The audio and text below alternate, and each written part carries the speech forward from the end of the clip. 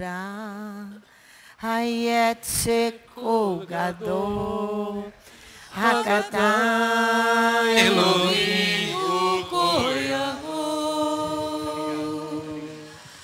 Hakata Gora, Hayet Seko Gadol, Hakata Elohim Ukoyahu.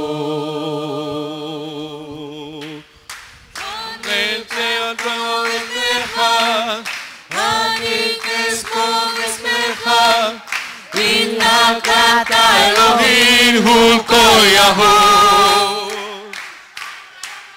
Tiskaketa Shamayim, Tiskaketa Mayim, Ashenu Kogoeve Adonai. Chistaptem Dechamayim, Chispokam Dechamayim.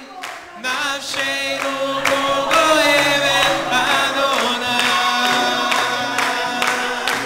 Hakata Elohim Hulkoyahu. Hakata Elohim Hulkoyahu. Te louvarei para sempre, te exaltarei em glória. Somente Elohim és poderoso. As portas sejam abertas, dos céus derrame as águas. Minha alma está ferida, adorar. As portas sejam abertas, dos céus derrame as águas. Minha alma está ferida, adorar. Pois só tu, Elohim, és poderoso. Pois só tu, Elohim, és poderoso. Elohim,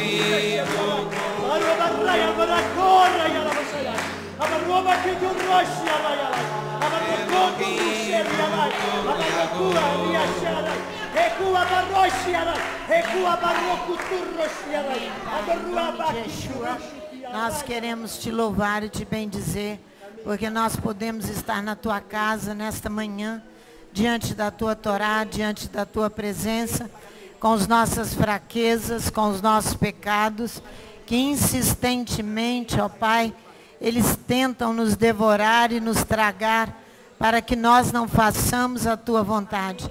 Portanto, venha a tua bênção sobre esta casa, sobre cada família que aqui está, sobre cada um daqueles que estão na internet. Mas antes disso, ó Pai, perdoe os nossos pecados. Perdoe, ó Pai, por não nos sabermos nos comportar na tua presença e nem na tua casa. Tenha misericórdia de cada um de nós e faça-nos receber a tua palavra nesta manhã de bom grado no nosso coração. Dá-nos a capacidade para entendê-la e assimilarmos, ter os nossos ouvidos e olhos abertos para nós mesmos, para examinar a nós mesmos, para ver onde estão os nossos pecados, para nos consertarmos deles, Pai. Tenha misericórdia, Pai, desta casa e faça, Pai, de cada um de nós um servo teu fiel, pronto para cumprir a tua vontade e o teu querer. Tenha misericórdia de nós. É o que nós te pedimos em nome de Yeshua, o nosso Messias. Isaías capítulo 28, é o que o Eterno estava falando conosco nesta manhã. O seguinte, no versículo 9. A quem eu ensinarei o conhecimento? E a quem eu darei a entender a mensagem? Ao desmamado e ao arrancado dos seios? Porque é preceito sobre preceito, regra sobre regra, um pouco aqui e um pouco ali. Pelo que por lábios estrangeiros e por língua estranha, Elohim falará a este povo, a qual disse, este é o descanso, dai descanso ao cansado, este é o refrigério, mas não quiseram ouvir. Assim, pois, a palavra do Eterno lhe será preceito sobre preceito, regra sobre regra, um pouco aqui, um pouco ali, para que vão e caiam para trás, e se quebrantem, e se enlacem, e sejam presos. Portanto, ouvi a palavra do Eterno, homens escarnecedores, que dominais este povo que está em Jerusalém. Dizeis, fizemos aliança com a morte, e com o inferno fizemos um acordo. Quando passar o dilúvio do açoite, não chegará a nós, pois pusemos a mentira por nosso refúgio, e debaixo da falsidade nos escondemos. Portanto, assim diz o Eterno Elohim: vede, eu assentei em Sião uma pedra já provada, pedra preciosa de esquina, que está bem firme e fundada. Aquele que crer não será confundido. Colocarei o juízo como a linha de medir, e a justiça como o prumo. A saraiva varrerá o refúgio da mentira, e as águas cobrirão o esconderijo.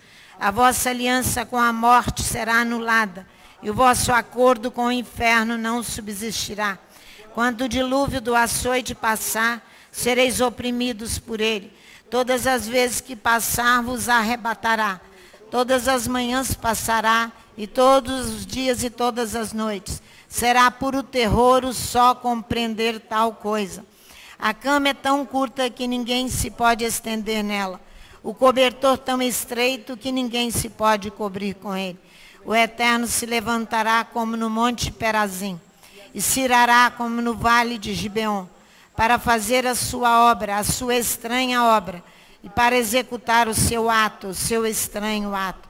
Agora não mais escarneçais, para que os vossos grilhões não se façam mais fortes. Da parte do Eterno Elohim dos exércitos, ouvi um decreto da destruição, determinada sobre toda a terra. Inclinai os ouvidos e ouvi a minha voz, e atendei bem e ouvi o meu discurso. Lavra todo dia o lavrador para semear, ou sulca e esterroa todo dia a sua terra. Quando já tem nivelado a sua superfície, não espalha o endro, não semeia o cominho, não lança nela o trigo em leiras, ou cevada no devido lugar, ou a espelta na margem, ou o seu Elohim o ensina, e o instrui acerca de o que há de fazer. Não se trilha o endro com instrumento de trilhar, nem sobre o cominho passa a roda de carro, com uma vara se sacode o endro, e o cominho com um pau. O trigo deve ser moído para se fazer pão, mas não é trilhado continuamente. Embora passe sobre ele as rodas do seu carro, não o movem os cavalos. Tudo isto procede do Eterno dos exércitos, maravilhoso em conselho e grande em sabedoria. O Eterno está reclamando de nós, porque que ele não tem a quem falar. Ele vai falar ao desmamado de peito. Aqui, ó, o versículo 9, era isso que ele falava. Quem se dará a entender a mensagem? Ao desmamado ou arrancado dos seios? Ao bebê que acabou de nascer, que depende do alimento da sua mãe? A esse bebê que eu vou falar? Ou é adultos desta casa e adultos que estão conosco na internet para receber a mensagem, compreendê-la e colocá-la em prática? Ou é com criança? Aqui ele está dizendo que ele se irará e se levantará como no monte Perazim. E se irará como no vale de Gibeon, quando ele fez parar o sol. Para dar a Josué a vitória, ele se levantará para corrigir o seu povo, porque escarnecem contra ele com toda a força.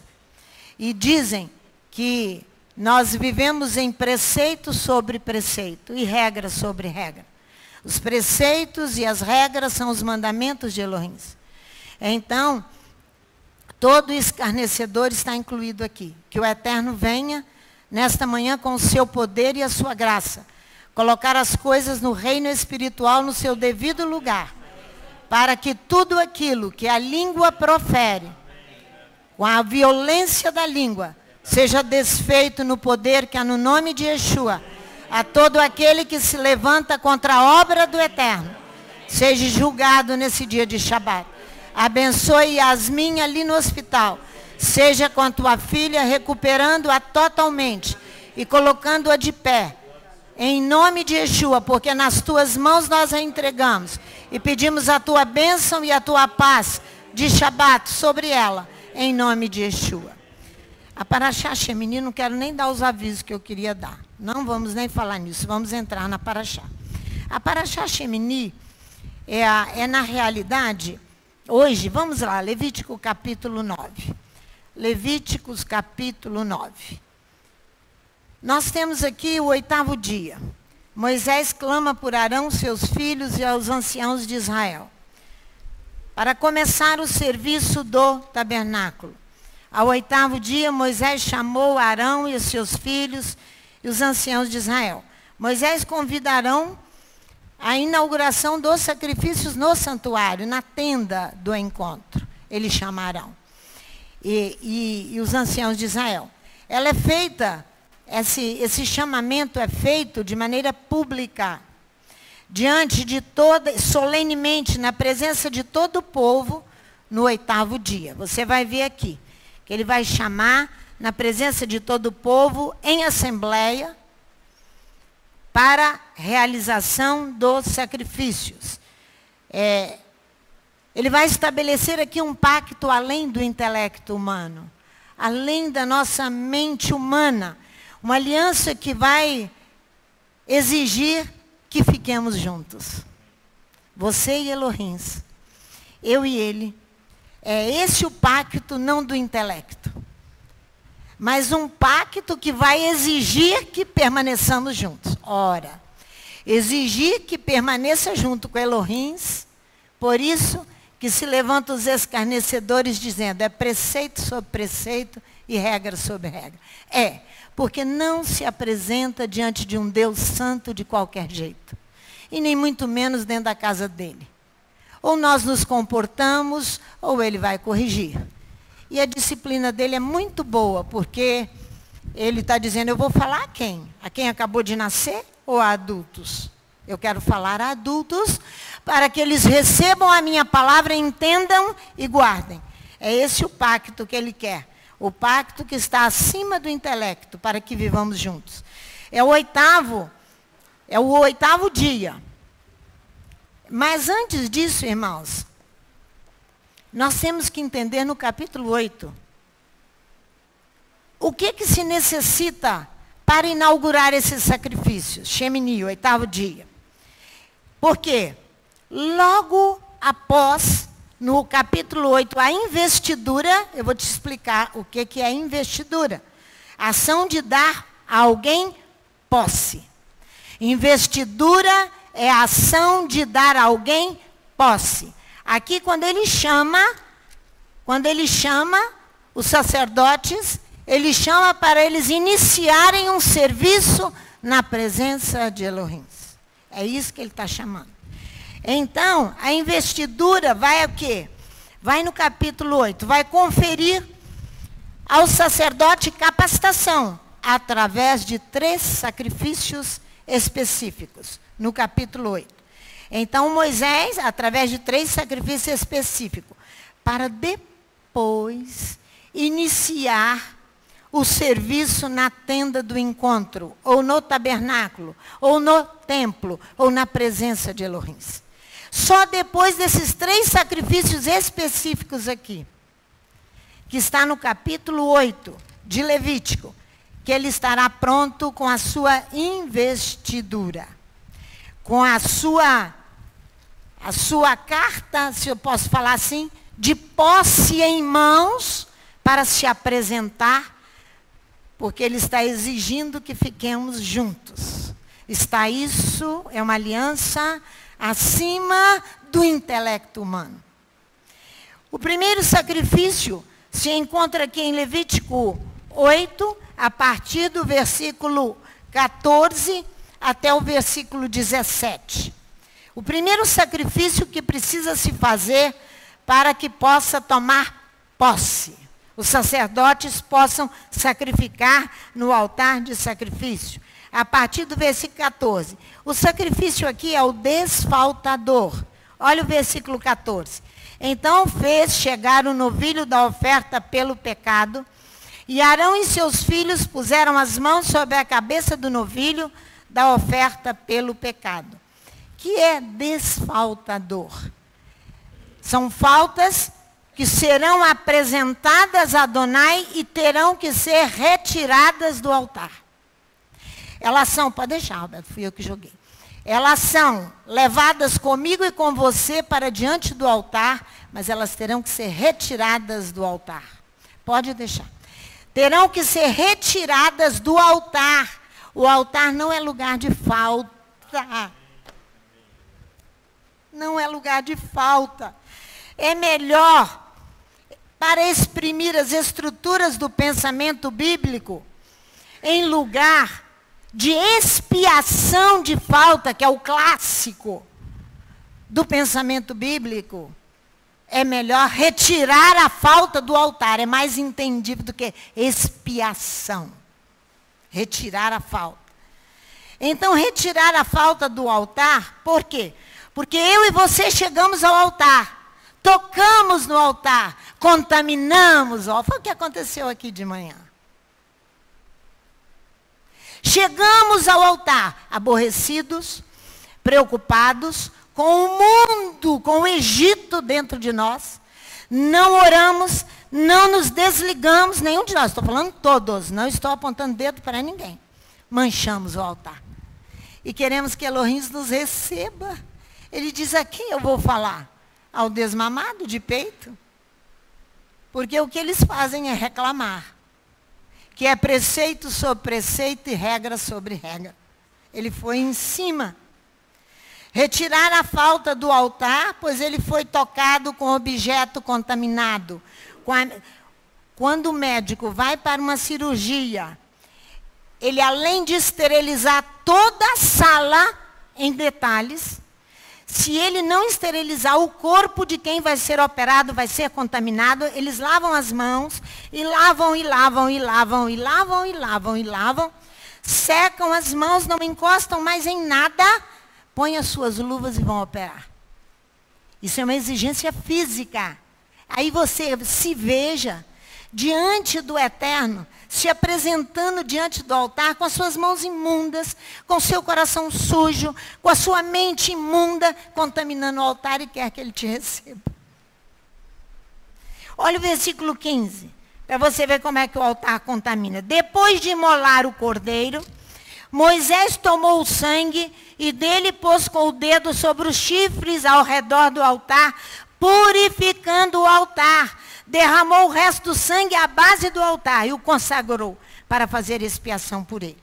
Então, o primeiro sacrifício é retirar a falta do altar que você e eu trouxemos para o altar. Purificar o altar é o primeiro sacrifício para que você tome posse para oferecer sacrifícios a Elohim, que é o capítulo 9, Shemini. Você e eu. Você tem o capítulo 7 de Números, não precisa ir lá. Você vai ver ali uma série de sacrifícios intermináveis. Se não me engano, são 70 e poucos versículos. Cada tribo de Israel apresentando a sua oferta ao altar. Cada tribo de Israel apresentando a sua oferta ao altar. Consagrando o altar. Consagrando o altar. São em centenas de sacrifícios ali. Centenas não, são 12 tribos. Cada uma vai apresentar o mesmo sacrifício diante do Eterno para consagrar o altar. Vocês se lembram? Quando o rei Acaz, ele vai à Síria, gosta de um altar que estava em Damasco, copia o modelo dele, chega em Jerusalém, manda fazer igual ao modelo sírio, substitui o outro, põe de lado que estava em Jerusalém e põe o modelo de um altar sírio. Está na palavra. É assim que nós fazemos quando Elohim não nos recebe. Olha só. Quando ele estava com a Caim e Abel, ele diz que ele viu a face e o semblante de Caim cair, estar caído, porque Adonai não recebeu a oferta de Caim e recebeu a de Abel. O pecado jaz à porta. Mas a ti compete dominá-lo. O pecado jaz à porta. Por que que você vai ficar triste porque ele não recebeu a sua oferta? Ele é rei, rei grande, poderoso. E ele recebe aquilo que vai estar limpo. Vocês se lembram? O que fez Elias?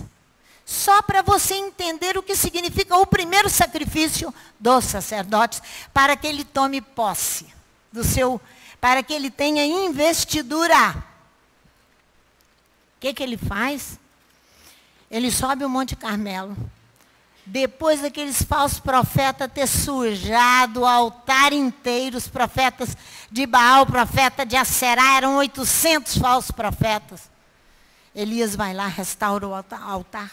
O que ele está fazendo ali, restaurando o altar? No modelo, com 12 pedras, segundo o modelo que foi ordenado no Monte Sinai. Segundo o modelo que foi ordenado no Monte Sinai. Ele vai restaurar o altar com as 12 pedras. Você sabe onde está isso? O segundo sacrifício, vamos ver aqui, olha para a sua palavra. Levítico capítulo 8, versículo 18, para que você possa tomar posse, Shemini, e começar a sacrificar. Depois fez chegar o carneiro do holocausto. O segundo sacrifício para a investidura. Fez chegar o carneiro do holocausto. Arão e seus filhos puseram as mãos sobre a cabeça do carneiro. Tudo isso está lá em Êxodo 29, tá? Que eu não estou fazendo nem citação, para nós não perdermos tempo. Olha só.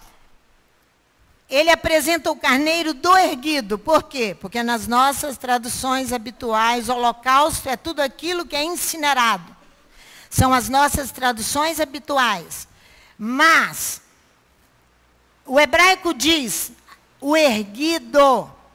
Porque o erguido, Arão e seus filhos colocam as mãos sobre o carneiro. O erguido é aquilo que sobe. Você tem que gravar isso no seu coração. Erguido é aquilo que sobe. Holocausto é aquilo que é incinerado, que é queimado. Ora, se queimar você todinho, como é que você vai oferecer sacrifício? É queimado só a natureza humana, carnal. Aquela natureza grosseira que força em se apresentar diante do altar de um Deus puro, de um Deus grandioso, Senhor dos mundos e das nações. E nós queremos nos apresentar sujos. Então, o sacerdote sobe a rampa, nós já falamos isso. Ele conduz o animal, ele vai levando o carneiro, mas a sua natureza carnal perante Elohim, para que ele possa ser, e tudo ser queimado perante o altar. E a fumaça possa subir como incenso agradável diante de Elohim e ele receber. Só depois que essa natureza animal nossa for queimada, que a fumaça vai subir. Esse é o segundo sacrifício. Vai lá em Deuteronômio comigo, por favor. No capítulo 32. Aqui você tem um dos itens sinagogais, dos 13 itens, que regem as sinagogas. É esse aqui em Deuteronômio, no capítulo 32. Maimônides escreveu muito sobre ele. Deuteronômio 32. Na sua tradução e na minha está assim, vede agora, versículo 39. Eu sou, eu somente, não há outro Elohim além de mim. Eu causo a morte, e eu restituo a vida. Eu firo e eu saro, e não há quem possa livrar das minhas mãos. Esse item faz parte dos 13 itens sinagogais que regem uma sinagoga, a morte da natureza animal. Para que você possa receber uma investidura. E olha só, eu sou, Eu no hebraico significa, aqui está dizendo, eu sou, eu somente. Eu sou. Eu é um dos nomes de Elohim em hebraico, Ani. Essa expressão é um dos nomes dele, que significa que no seu ser não há alteração. Adonai é um, não existe outro Deus com ele. Ou morre a natureza animal, porque ele não vai receber você como Deus. Ele não te receberá. Por isso que ele diz, primeiro eu mato. Ó, se você for olhar um bebê nascendo, ele dá vida ali. Mas a Bíblia diz ao contrário. Primeiro eu mato para depois eu fazer viver. Eu mato a natureza animal do homem. Eu mato é isso. É isso que ele está falando aqui, a natureza animal. Então ele diz, ele faz viver, aqui está dizendo, ó, eu causo a morte e eu restituo a vida. Eu faço a ferida e eu saro. E não há quem possa livrar das minhas mãos. Ele fere, ele faz morrer. Os rabis veem nessa expressão, irmãos, o anúncio formal da ressurreição dos mortos. Aqui ele está formalizado. Porque em outras, a ressurreição dos mortos vai de Gênesis a Apocalipse. É o assunto mais comentado na Bíblia. O assunto, quando ele é muito comentado, porque ele é muito importante. Não é importante você conhecer Talmud, não, meu amor.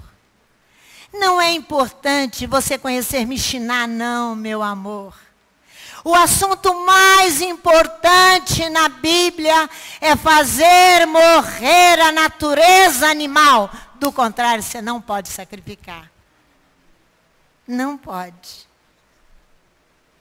Porque a vida, a verdadeira vida, ela só começa com a morte do eu. Não há dois governos, eu vou morrer falando isso. Não há dois governos. Ele é uno, ele é um só, ele não vai receber outro Deus. Ele vai receber você humilhado, quebrado, e você e a mim. Porque se você não se quebrar, ele vai te mutilar. Por que ele vai mutilar? Porque ele ama.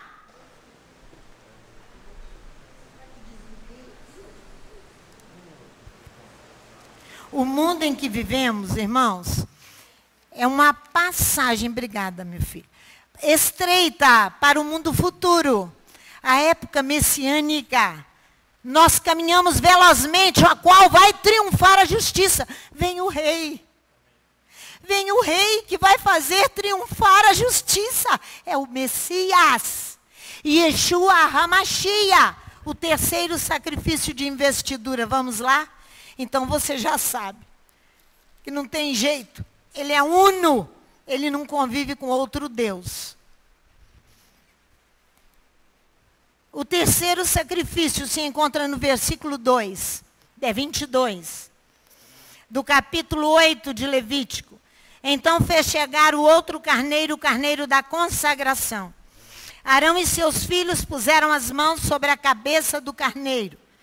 Nós temos aqui esse sacrifício chamado de plenitude. Quando entrar a plenitude dos gentios. Esse carneiro chama carneiro da plenitude. Por quê? Por quê? Porque é adaptado aqui, exatamente, especialmente a investidura do sacerdote, ministrante e servidor de Elohim. Essa investidura vai ser adaptada aqui agora, porque com as mãos ele tem que receber poder e a autoridade para sacrificar.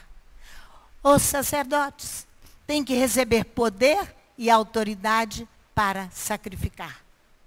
Por isso que é adaptado aqui, chamado de plenitude. É a expressão completa.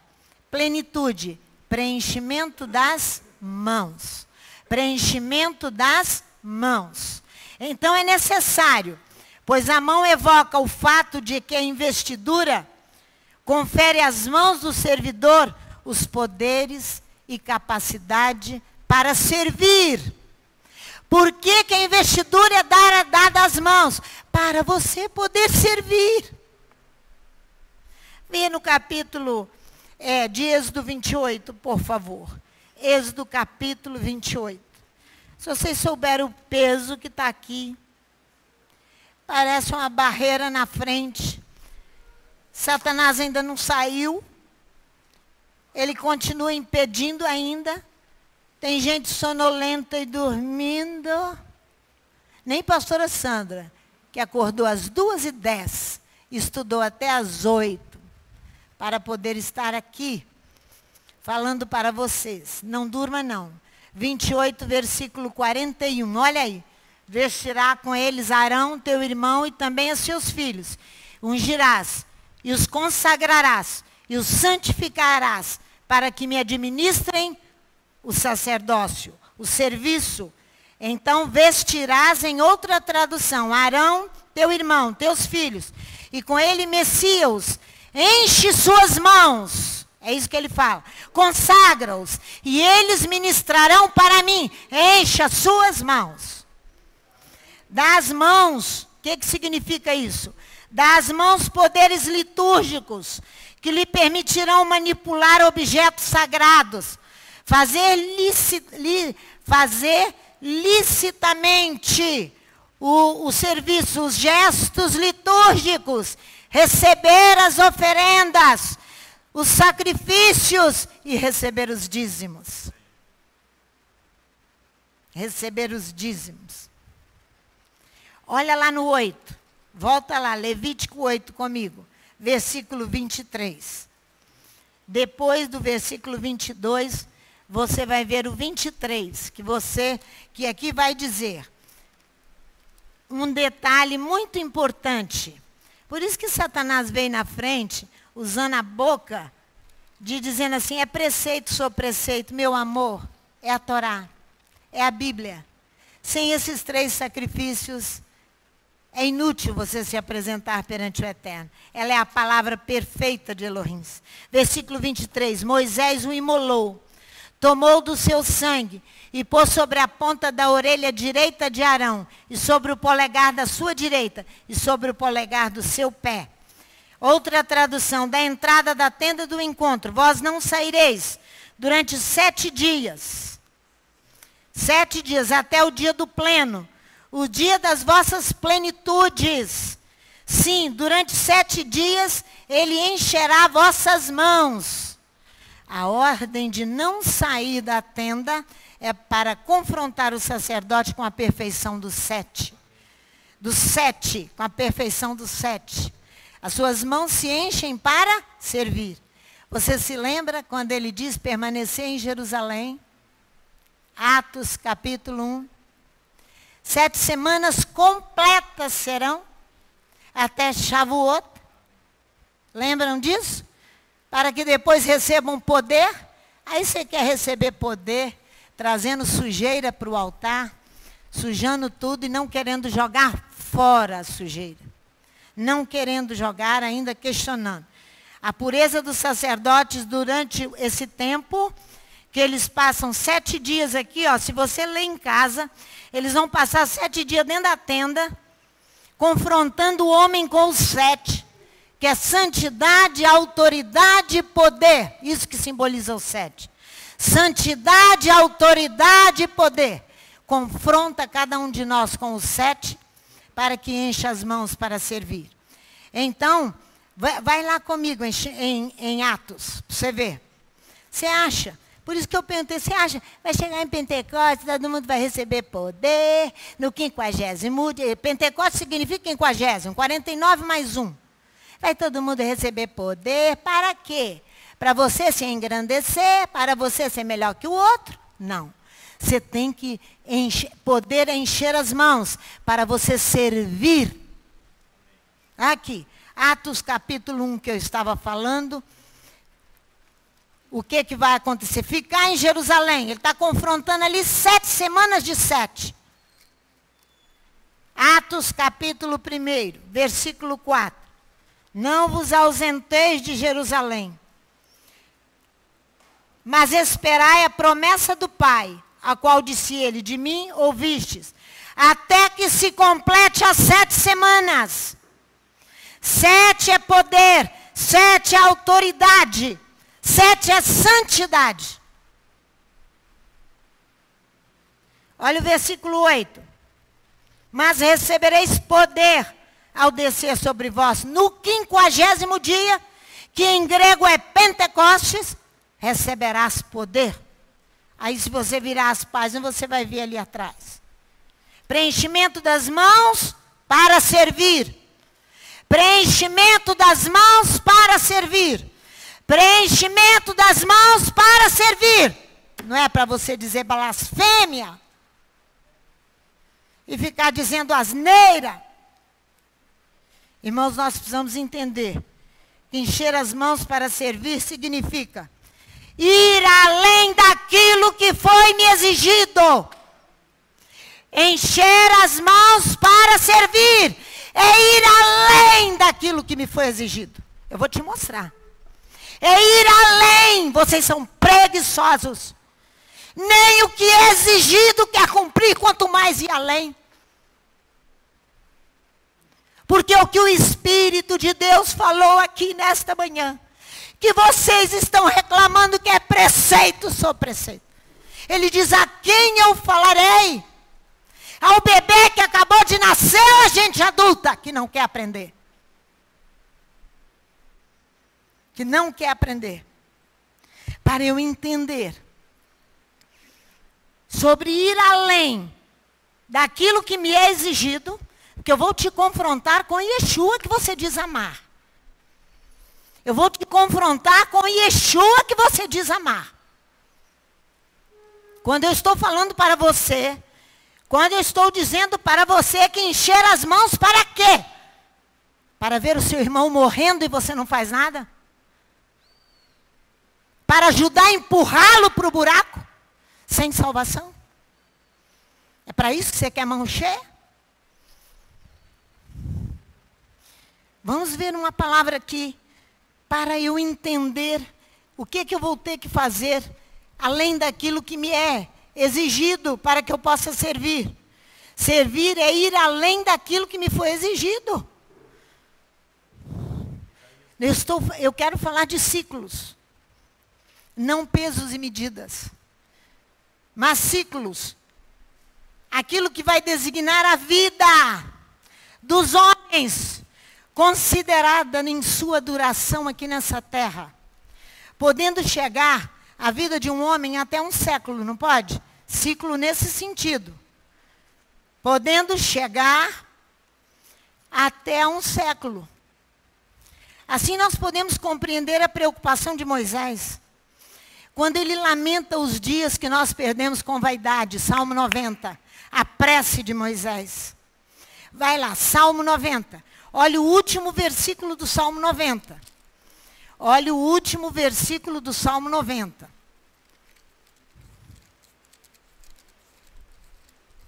Ele vem num lamento profundo aqui. Do gasto dos dias. Do gasto dos dias com vaidade. Quando triunfará o reino messiânico, não há mais tempo. Olha só. Ele diz aqui, ó, seja sobre nós a graça. Estou encerrando o Salmo 90. Seja sobre nós a graça do eterno nosso Elohim. Confirma sobre nós a obra das nossas? Confirma sobre nós a obra das nossas? Confirma, Adonai, se nós estamos servindo verdadeiramente. Se aquilo que conquistamos, conquistamos com humildade, submissão a Ti, para servir esta cidade, e fora dela, se for necessário. Porque se eu me mantiver nessas paredes só aqui, eu não fiz o que me é exigido. Para que eu vou querer poder, enchimento de mãos? Poder, para quê? Se eu não quero servir. Aqui nessa tradução diz assim, o feito de nossas mãos, queira consolidá-lo para nós. O feito das nossas mãos, queira consolidá-lo. A tradução habitual, ela traduz ciclo como geração. Vai lá em Gênesis 6:9. Quando Noé vai falar aqui, Gênesis capítulo 6, versículo 9. Por isso que nós temos que ser confrontados com ciclos. A duração da nossa vida aqui nessa terra é passageira demais. É isso que Moisés está falando no Salmo 90. É passageira demais para eu gastar com tanta vaidade. É passageira demais. Aqui, no capítulo 6 de Gênesis, no versículo 9, são esses os ciclos de Noé. Nas nossas traduções fala, são gerações de Noé. Geração aqui só tem valor do ponto de vista cronológico. Noé não está falando de gerações. Ele está falando de duração da vida do homem. Da duração da vida do homem. Ciclo no hebraico é dor. Ciclo no hebraico é dor. Está ligado à produção de frutos. Pois dor dá a ideia de engendrar, que significa gerar, inventar, imaginar. Porque eu estou te levando para te mostrar. Se suas mãos foram cheias, você está pronto para servir. Mas é exigido de mim e de você que faça além daquilo que me foi exigido. Eu tenho que fazer além, mas eu tenho que entender que verbo é esse que fala de dor, ciclo. Ciclo, quando nós nos referimos a engendrar, você tem que olhar Bezalel e Aholiabe. Os dois construtores do tabernáculo. Vamos lá. Aonde que está? Êxodo capítulo 31. Não anotei aqui, eu acho que é isso. Êxodo capítulo 31. Não tem como você entender engendrar sem olhar Bezalel e Aholiabe. Olha, leia para mim, fazendo favor, Léo, do versículo 1 ao versículo 6, porque eu tenho que diminuir a...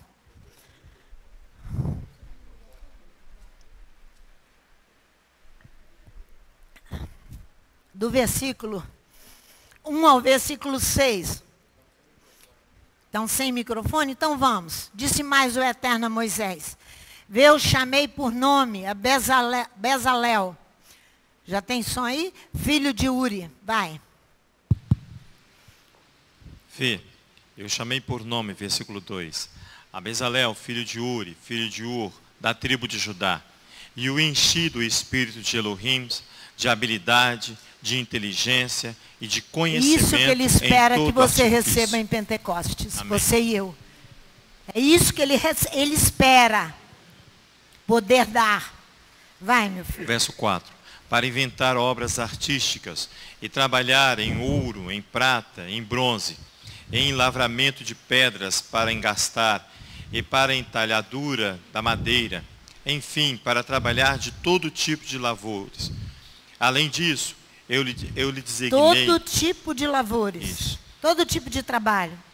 Além disso, eu lhe designei por companheiro a Aholiabe, filho de Azimaque, da tribo de Dan. Também dei habilidade a todos os artífices para que façam tudo o que tenho ordenado, a saber, a tenda da congregação, a arca do testemunho, o propiciatório. Só até aí, Só tá até aí? bom. Amém. Só até aí. Olha o versículo 3. E o enchi do espírito de Elohim. É o sopro. Aquele mesmo sopro que pairava sobre as águas. É o mesmo Pentecostes lá na frente. É o paráclito que vai ser dado lá em grego, paráclito. Aí esse sopro é dado para você engendrar. Engendrar, é isso que ele está falando. Inventar, imaginar. Moisés viu o tabernáculo. Quem teria que fabricá-lo é Bezalel e Aholiabe. Esses três homens teriam que ter o sopro. Amém. O sopro. Teriam que ter aqui, ó. E eu o enchi. O Espírito diz, de quê? Primeira, sabedoria. Habilidade ali, né? Sabedoria. Qualidade inventiva. O talento para inventar e para criar. Pessoa que cria, diz o profeta Jeremias, eu vi uma coisa nova. Como é que é aquele texto? Eu vi uma coisa nova, uma mulher rodeando um monte de homem. uma mulher com uma força de um homem para fazê-los andar, para o retorno. Isso é criar alguma coisa. É levantar um sacerdócio caído que precisa ministrar. Pastora, Fala. quando ele deu Isaías capítulo 28, ele já estava falando sobre isso. Quando no verso 26 ele disse, o seu Elohim o ensina e o instrui acerca do que há de fazer. Está vendo? O instrui acerca do que há de fazer. Então, se você não faz direito, não faz. Por que não quer fazer? Não quer fazer, porque ele instrui. Nós lemos lá em Isaías 28, quando o Espírito nos chamou a atenção. Porque as coisas mais simples, que é semear o endro, o cominho na terra, ele ensina. Da agricultura. Não vai ensinar outras coisas maiores. Então, a sabedoria é para isso, para criar. Para criar. O discernimento é para quê, irmãos? Está dentro da nossa paraxá. Qual é a função do sacerdote que tem mão cheia? Que quer servir o povo. E que quer servir, e que quer servir, e que quer servir. E se preparou para ter investidura. Qual é a função dele? Ter discernimento. Antes de olhar em outro lugar, vai aqui em Levítico, capítulo 10. Levítico, capítulo 10, na nossa paraxá. Aqui, a exigência da Torá é que o sacerdote terá que discernir, versículo 10, 10. Discernir entre o santo e o profano, entre o imundo e o limpo. Aqui no caso de Bezalel e Aholiabe, entre o feio e o bonito. Eles teriam que ter discernimento. Fizemos uma peça, ela não ficou bonita, vou desfazer e fazer outra vez. Não, aí faz bico. Eu fiz assim, tem que ser feito assim, porque eu determinei que tem que ser assim. Meu Pai do céu. Não foi assim. O discernimento de Bezalel e Aholiabe, com certeza. Construindo a arca, construindo os utensílios da morada, onde Elohim ia se manifestar. Eles receberam o sopro, o espírito de sabedoria, o espírito de discernimento para julgar. Isso aqui está feio. E eu estou fazendo para o Rei dos Reis, eu vou desmanchar. Aqui, ó. Aqui é para separar o santo do profano. É o que está na nossa paraxá, não fui eu que falei, não. Está aqui para os sacerdotes, ó. Está aqui, ó, escrito aqui. E o que está ali em Bezalel e Aholiabe, pode falar, meu filho. O quê? Não, depois eu vou para o outro, que eu tenho mais coisa aqui. Por quê? Porque o Êxodo capítulo 31, quando Bezalel e Aholiabe aqui, eles recebem um espírito de sabedoria, de discernimento, agora de penetração. Que é penetração? É conhecimento. Penetração é conhecimento, fundado na prática habitual e inseparável de uma consciência despertada. Irmão, você quer ter investidura? Você quer tomar posse para ministrar os sacrifícios diante de Elohim? Vai sacrificar e fazer os 3 sacrifícios lá, ó. Tirar o que é sujo que está sobre o altar que você trouxe com ele. Deixar morrer a natureza animal, que é o 2º sacrifício. E o 3º sacrifício é preencher as mãos, sacerdotes. Sacerdotes. Você lembra Paulo? No capítulo 5, desperta tu que dormes, pois o Machia te iluminará. Mas se você deixar ele te iluminar, porque ele não transgrediu a Torá, e nem vai passar por cima dela para passar a mão na sua cabeça, sonolento. Vocês se lembram?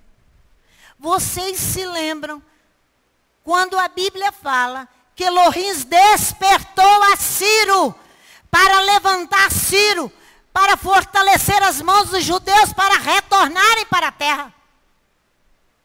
Ele despertou. O verbo é despertar. É isso que é uma penetração. É uma prática habitual, inseparável, de uma consciência continuamente desperta, não é sonolenta. Aí você e eu reunimos todo tipo de egoísmo, de ganância, de coisa ruim, de uma natureza não tratada, de um Deus querendo se apresentar diante de um Deus uno.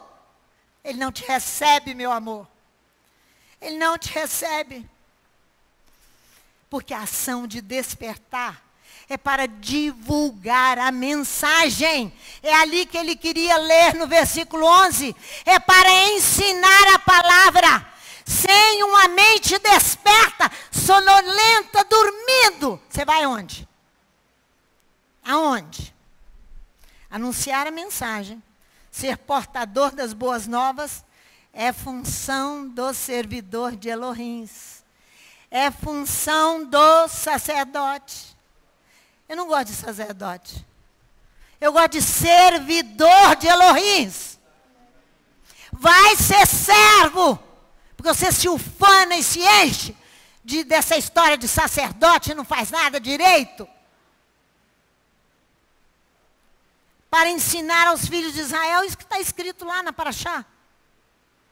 Todas as leis. Ah lá, vai lá na sua Bíblia. Levítico capítulo 10.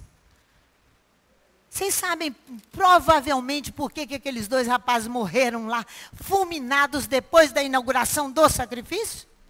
Por causa da sua natureza animal, provavelmente sem. Vai o ídolo se colocar diante do Eterno. Dois deuses não combinam, ele vai ter que acabar com um. Aí ele te fulmina. Pena de morte. Depois de inaugurar o tabernáculo, 2 penas de morte. Brinca. Brinca com o Eterno. Brinca, continua brincando. Continua. A função de ensinar está ligada à vocação do sacerdote, do servo. Você pode ir em Deuteronômio 33, em Ezequiel 44, em Malaquias 2. Vai só lá em Malaquias 2. Só lá. Malaquias 2.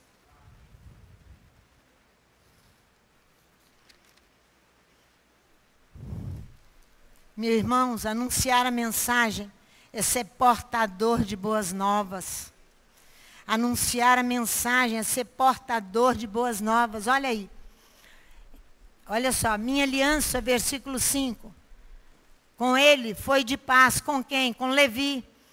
E eu lhe dei ambas para que me temesse, e ele me temeu e assombrou-se por causa do meu nome. A lei da verdade esteve na sua boca, e a iniquidade não achou nos seus lábios. Andou comigo em paz e retidão e apartou a muitos da iniquidade. Pois os lábios do sacerdote, do servidor, devem guardar o conhecimento. E da sua boca devem os homens procurar a instrução, porque ele é o mensageiro do Eterno dos Exércitos.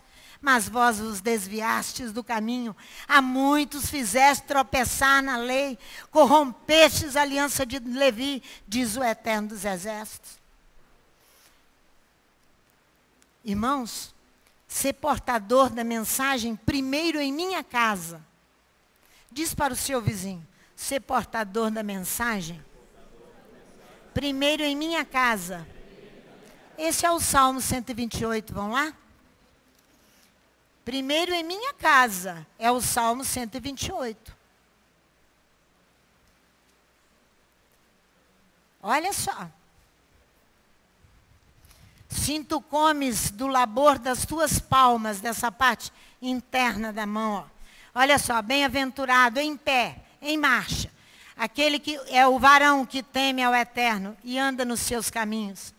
Comerás do trabalho das tuas mãos. Por quê?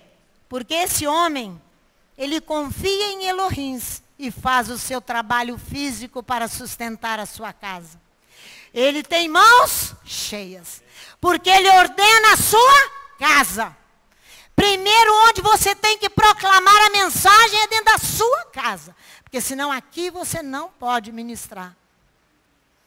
Ele tem mãos cheias, porque ele é trabalhador. Ele não confia no braço do homem, é o trabalho físico dele. É o trabalho físico e a confiança que ele tem em Elohim. Ele não confia no braço humano. É isso aí. Ele depende do trabalho dele e ele depende de Adonai, seu Elohim. para garantir a sua subsistência e dos seus familiares. Primeira coisa, é isso aí, não é? Sim, tu comes do labor das tuas mãos, diz em outra tradução, não é? E em marcha, isto é bom para ti, em marcha. As palmas aqui vai evocar o símbolo do amor. A mão é símbolo de força, de autoridade e de poder para servir. As palmas, não, evocam o símbolo do amor. Ele mantém a sua casa toda em ordem, porque ele confia em Elohim. A palma fala do labor, o trabalho diário do homem, que vai constituir uma ascese, tanto o trabalho físico quanto o trabalho espiritual. Para divulgar a mensagem, tem que começar em casa, para divulgar. Por quê? Porque esse labor que ele faz com as suas mãos diariamente, constitui a ele uma ascese, quer seja aqui, quer seja em casa. Uma ascese. O que é uma ascese? É um exercício diário para aperfeiçoamento. Exercício diário para aperfeiçoamento. Permite, então, essa ascese, quando você vai trabalhando para ser o homem perfeito, que o Novo Testamento fala que você tem que ser, essa ascese vai fazer o quê? É a união da sabedoria com Elohim e não trazer para dentro da sua casa a cobiça. O trabalho diário vai garantir o seu sustento para a sua família. E não vai trazer ostentação. Quando você trabalha diariamente, você faz uma ascese. Quer seja o trabalho físico, quer seja o trabalho espiritual. Você vai fazendo uma série de exercícios para o aperfeiçoamento. Isso vai te dar sabedoria. Isso vai garantir que a sua casa não seja cheia de ostentação, que vai levar a lugar nenhum. A lugar nenhum. Olha o versículo 3. A tua mulher será como a videira frutífera nos flancos da tua casa. Aqui, ó. A tua mulher será como a videira frutífera aos lados da tua casa. Em outras traduções fala de flancos. Flancos são os lados de qualquer animal. Esse lado ou esse lado do animal, né? O termo vai designar aqui os quartos retirados, né? Fechados a estranhos. A estranhos. Não estamos falando quarto de dormir, não. Os quartos, eles são fechados a estranhos. Por quê? Porque os teus filhos, como plantas de oliveira, à roda da sua mesa, a sua mulher, quando tem segurança no seu marido, ela se mantém então bem fundamentada, a sua casa e a sua família, porque ela olha pelo cuidado da casa e da família. Tá? Ela não está procurando, andando, batendo perna pelas ruas e buscando novidades e coisas, não. Ela se sente satisfeita. É isso aqui, ó. Olha aqui, os teus filhos como plantas de oliveira, à roda da tua mesa. Assim abençoado o homem. Eu estou no Salmo da Paraxá, tá? Eu não fui buscar outro salmo, não. Isso aqui é o Salmo da Paraxá.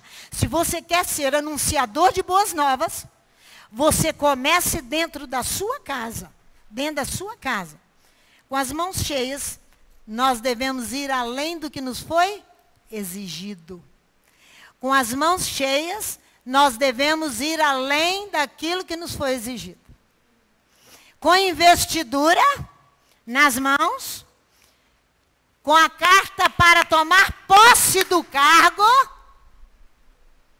eu tenho que fazer além daquilo que me foi exigido. Isso quer dizer, fora dos muros da casa, fora dos muros da sinagoga, ir além. Além.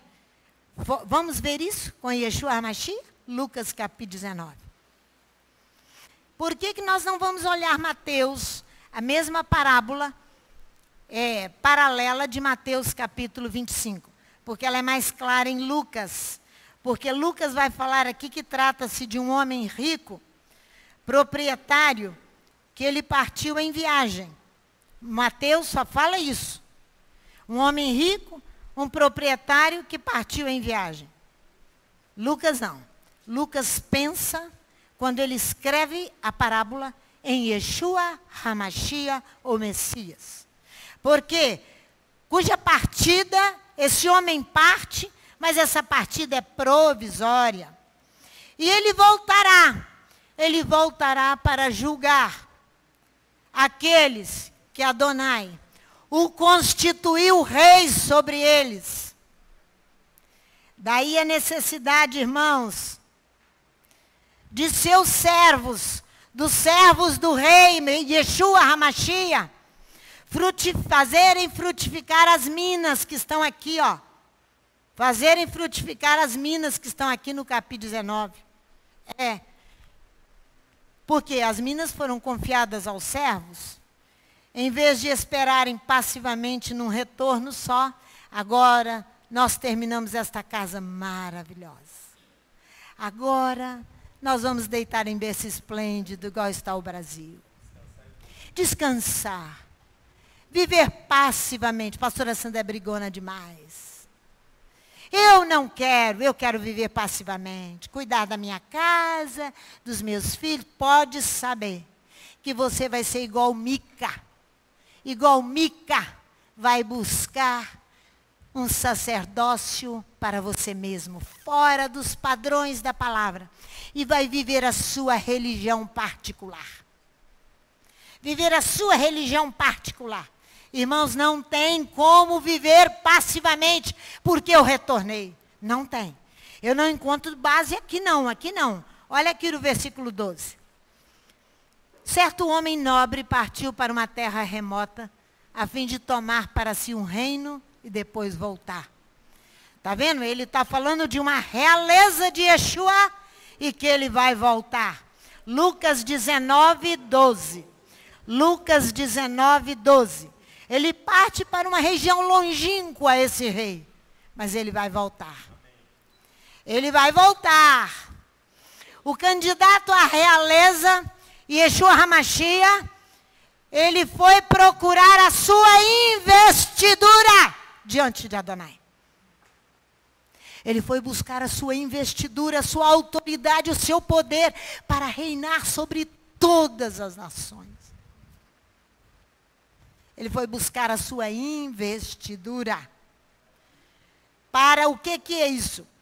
Ele volta para tomar posse do seu cargo de rei. De cargo de rei. Ele vem de um país longínquo e deixou seus servos aqui para trabalhar.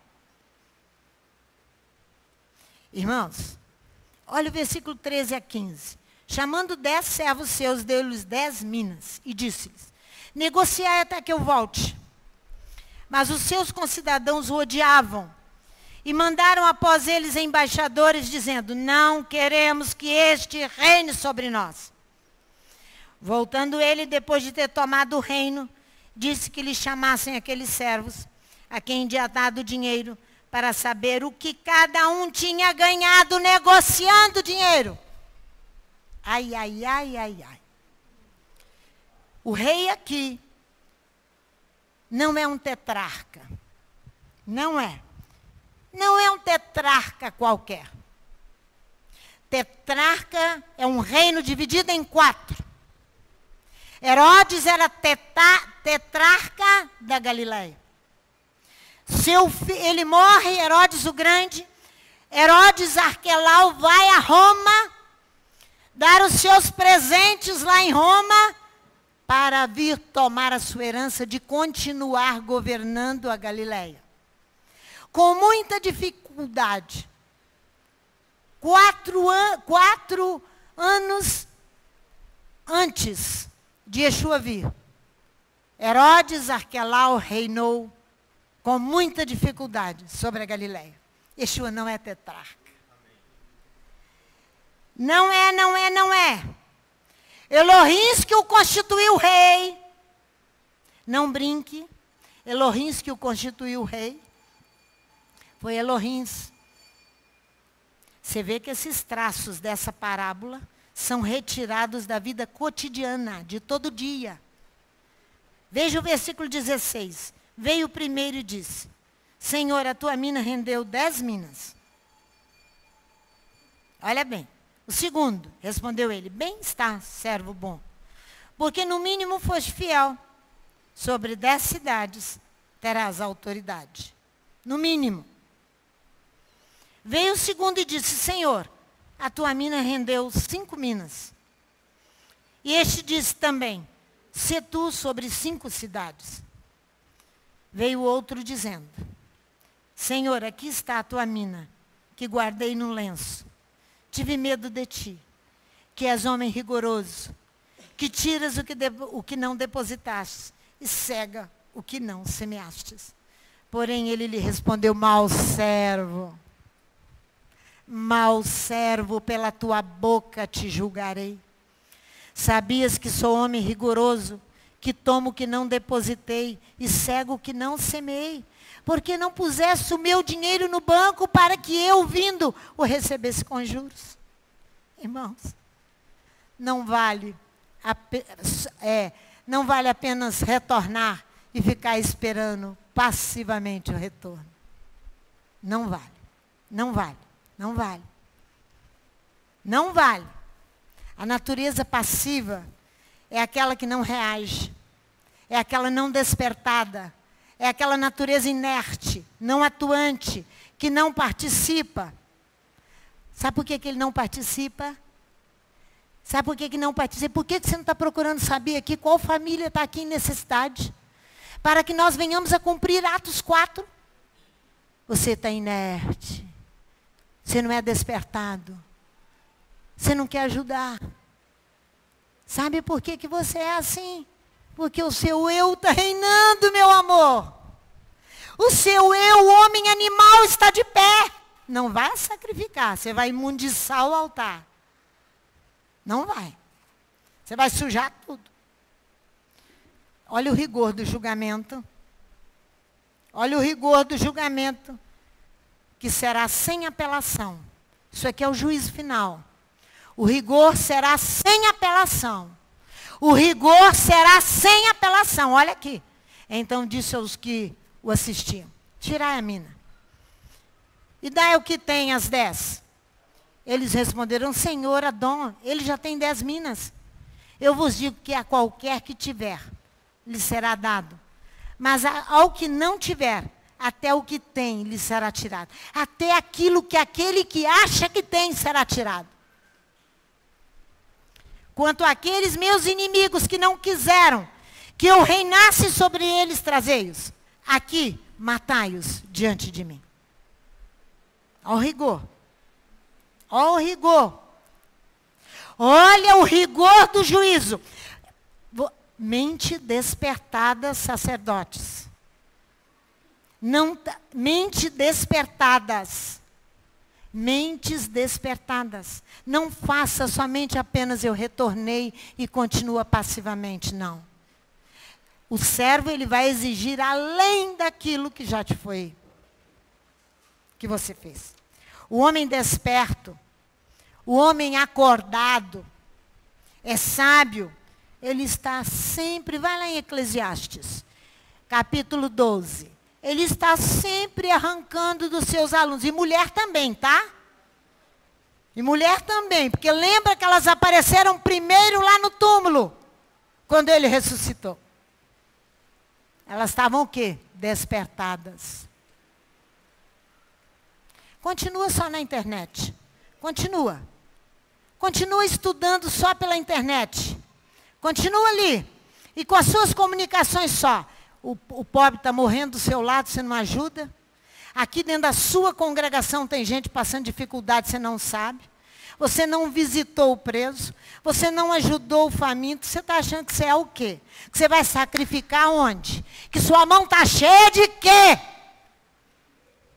O rei saiu, foi buscar a investidura dele.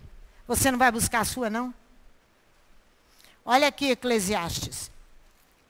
Capítulo 12. O homem despertado, ele vai arrancar dos seus alunos. Eclesiastes capítulo 12, versículo 11. Ele vai arrancar dos seus alunos reações obedientes à palavra, as palavras dos sábios. O homem despertado, ele é sábio.